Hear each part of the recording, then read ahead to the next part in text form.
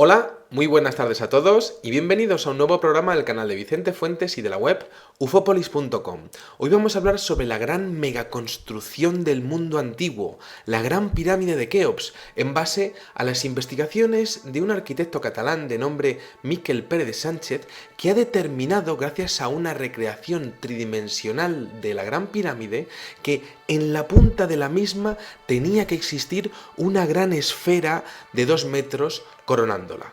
Tenemos que hablar de una investigación que ha realizado este arquitecto, que ha durado más de 10 años y que ha contado con el apoyo de un equipo multidisciplinar. Esto le ha permitido dibujar el gran monumento por ordenador con una exactitud de más de 4 decimales, es decir, lo que es 100 veces superior a la precisión habitual en la arquitectura cuando hablamos de la Gran Pirámide. Bueno, la tesis doctoral que ha dirigido este arquitecto le ha permitido pues conocer diferentes datos matemáticos hasta el día de hoy totalmente desconocidos, y además las conclusiones del estudio son fascinantes. Estaríamos hablando prácticamente de que la Gran Pirámide en sí, la construcción, sería como una enciclopedia del saber de su tiempo. Hablamos de la primera de las 7 maravillas del mundo y la última que ha quedado en pie. Estamos hablando además de algo que ha perdido su recubrimiento original de piedra caliza blanca. Por supuesto, tendrían que ser, en el momento en el que estaban pues en pleno auge, algo totalmente espectacular, pero se conoce que la Gran Pirámide con el paso del tiempo ha perdido 9 metros de altura.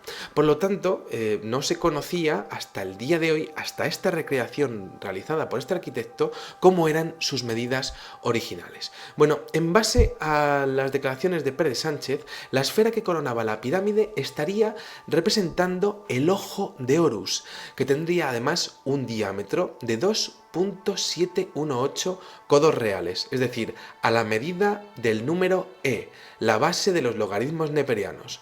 El ojo de Horus, el Udiat, el que está completo. Esto estamos hablando de que es un símbolo de características mágicas para el pueblo egipcio, que tendría además propiedades protectoras, purificadoras, sanadoras, como una especie de símbolo solar que encarnaría el orden, lo imperturbado, el estado perfecto, podríamos decir, ¿no? El Udiat sería prácticamente el símbolo de estabilidad con el cosmos y estaría coronando esta gran construcción.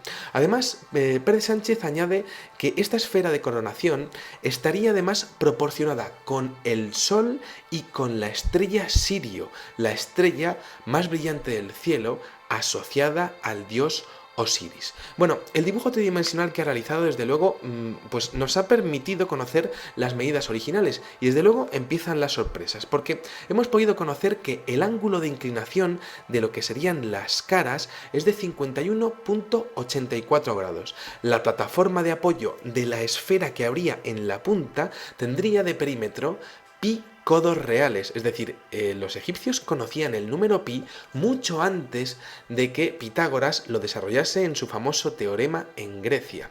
Bueno, por otro lado, la altura del vértice piramidal tenía 277.778 codos reales, es decir, el cociente entre 1.000.000 y 3.600. Y esto no es un dato que sea baladí, porque para los egipcios 1.000.000 significaba la totalidad, el infinito, y 3.600 no deja de ser la base de la geometría y de la numerología del pueblo sumerio. Es decir, aquí estamos ya hablando de que esta construcción estaba intentando aspirar a ser la representación del todo matemático y también la representación de los antiguos sumerios, de lo que sería el legado de sus famosos dioses Anunnaki. Bueno, estaríamos hablando prácticamente de que la Gran Pirámide sería una pura filigrana matemática, geométrica y geodésica, porque además de la propia la astronomía que encierra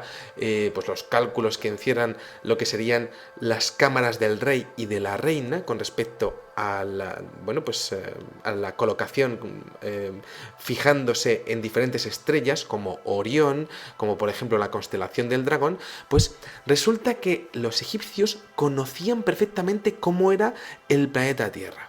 Bueno, tenemos que entender que, por ejemplo, el meridiano terrestre puede obtenerse como 43.200 veces el perímetro del zócalo que está en contacto con la Tierra.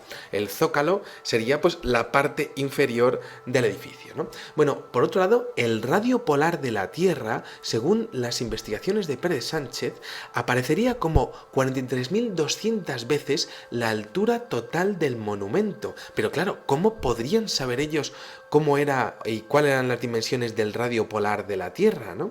Bueno, por otro lado, el perímetro medio de todo nuestro planeta aparece como 21.600 veces el perímetro total del zócalo de la Gran Pirámide de Keops. Luego, por otro lado, la altura mide 147,134 metros y la distancia al Sol en el perihelio es poco más de 147 millones de kilómetros. Evidentemente no es un dato que podamos decir que sea al azar, tiene una intencionalidad total. Luego, por otro lado, si multiplicamos la altura de la pirámide por 1.000 millones, llegamos directamente al astro rey, al Sol. Es decir, estamos hablando de que existen unos conocimientos de lo que es el planeta y también la distancia al Sol. Pero claro, ¿cómo podían calcularlo sin utilizar rayos láser, sin tener ningún tipo de tecnología de satélites, ¿no? Bueno, ¿quién pudo hacer esto? Bueno, evidentemente tenemos que hablar de que es posible de que en la Gran Pirámide aparezcan conocimientos de una civilización perdida mucho más avanzada de lo que podríamos llegar a pensar. Estaríamos hablando además de que la localización de las estrellas hacia donde está apuntando la Cámara del Rey y de la Reina hablarían de la fecha de 10.800 años antes de Cristo, ¿no? Además, tenemos que entender que dentro de la Gran Pirámide, que es el gran misterio que todavía nos aguarda en el siglo XXI, pues no existen ni momias ni jeroglíficos. Esto aparece en otras construcciones de los egipcios, ¿no?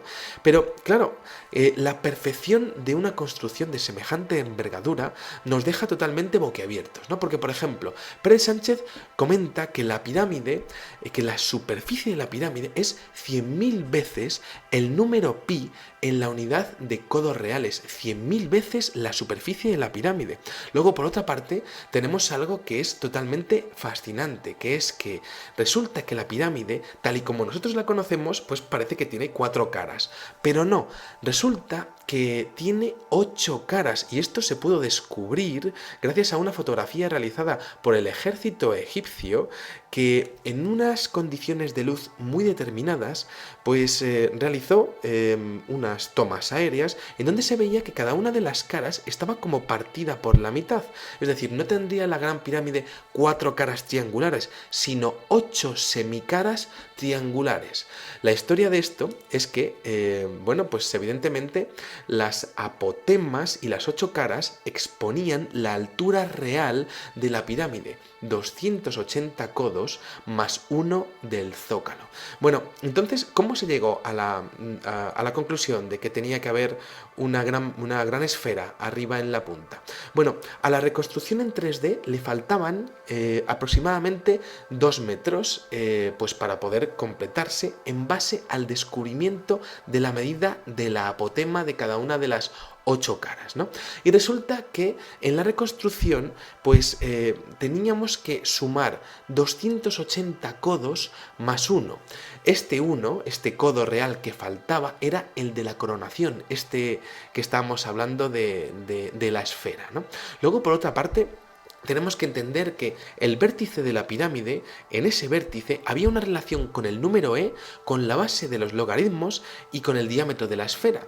Y de hecho, este hombre hizo una simulación y de hecho se dio cuenta de que el perímetro en codos reales de la plataforma era el número pi, es decir, estaba totalmente todo relacionado continuamente con las matemáticas más perfectas que han existido nunca en la historia de la humanidad. Por otro lado, por ejemplo, a la altura del vértice, a este hombre le salía muy próxima al cociente entre dividir 1.000.000 entre 3.600. Bueno, por otro lado, tenemos que entender que la localización con respecto a Sirio está muy clara en la Cámara del Rey y Cámara de la Reina, pero por ejemplo, la esfera de coronación habíamos dicho que tenía 2,71 codos reales.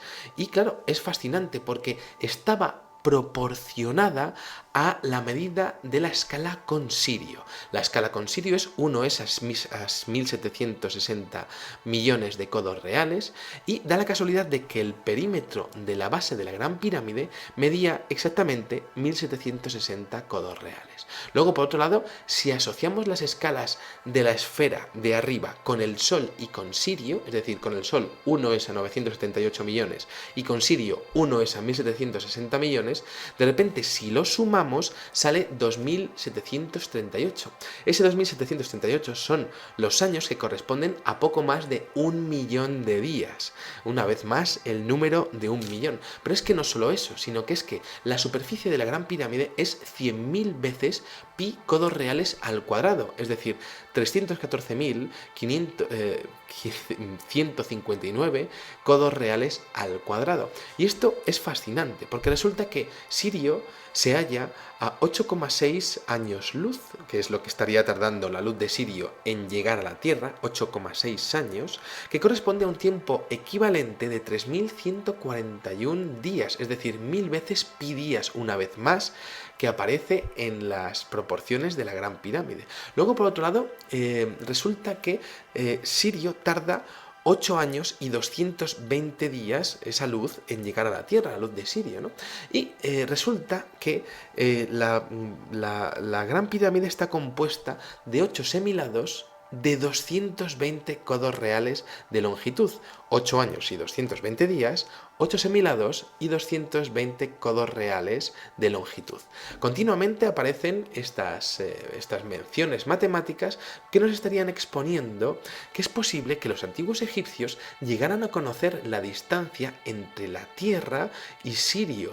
Pero, ¿cómo lo podían hacer sin tener transbordadores espaciales? ¿Es posible que los egipcios realmente fuesen los mismos constructores que estos gigantescos zigurats, que ha habido diferentes científicos a lo largo de la historia que han propuesto la idea de que podían ser prácticamente plataformas de lanzamiento para astronaves orbitales, es decir, que pudiesen llegar a coronar lo que sería la atmósfera, la troposfera, la magnetosfera, ¿no? ¿Sería posible realmente que la antigua civilización que estuvo en el Tigris y en el Éufrates, en el Valle del Nilo, que erigió aquel increíble monumento de la Gran Pirámide, pudiese conocer todos estos datos, todas estas medidas, e hiciese un homenaje a nivel científico de todo su saber, de todo lo que era la demostración de que ellos conocían las distancias a las estrellas en base pues a las medidas de la Gran Pirámide? Bueno, pues ahí dejamos la hipótesis y desde luego honramos el trabajo de este arquitecto que desde luego está revolucionando lo que es la egiptología y el estudio de una de las construcciones más impresionantes, yo creo que la más impresionante que podamos ver en toda nuestra vida. Y un último dato que termina de completar toda la hipótesis, porque no sé si se acuerdan de lo que sería la famosa torre de Wardenclyffe que el bueno de Nikola Tesla intentó desarrollar hasta que la industria de la energía eléctrica de los Estados Unidos se encargó de clausurar su proyecto. Bueno, pues resulta que en aquella torre de Wardenclyffe también existía una gran esfera que podría ser dorada o de oro o de alguna manera pues conduciendo la electricidad de la propia Tierra, que sería exactamente el mismo concepto que aparecería en esta esfera que estaría coronando la Gran Pirámide de Keops y por tanto pues podríamos prácticamente estar hablando de un inmenso reactor electromagnético dejado ahí por la antigua civilización del Tigris y del Éufrates para que nosotros de alguna manera también pudiésemos aprovechar esa inmensa energía del magnetismo terrestre. Ahí está la relación entre Nikola Tesla, el electromagnetismo, la energía que él estuvo desarrollando durante toda su carrera profesional y la Gran Pirámide de Keops, que estaría mostrando el mismo concepto separado ni más ni menos que de casi 11.000 años de diferencia. Nada más, espero que les haya gustado muchísimo este videoprograma y les espero en el siguiente. Muchas gracias y salud y suerte. Adiós.